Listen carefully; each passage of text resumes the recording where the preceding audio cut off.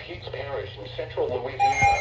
Parish in central Louisiana. Northeastern Elton Parish in southwestern Louisiana until 3:15 p.m. Central Daylight Time.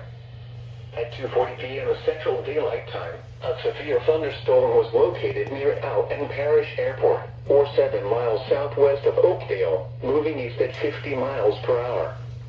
Hazard, 60 miles per hour wind gusts and quarter-size hail. Source, radar indicated.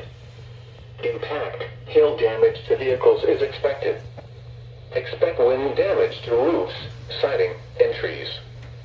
Locations impacted include Oakdale, Ville Platte, Malou, Oberlin, Glenmora, Elizabeth, Turkey Creek, Mitty, Pine Prairie, Bayou Chico, Alton Parish Airport, Beaver, Riddle, and Bond.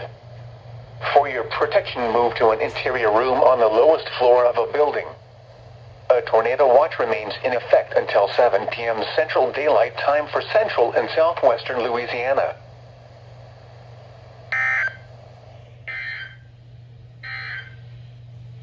Flood watch in effect through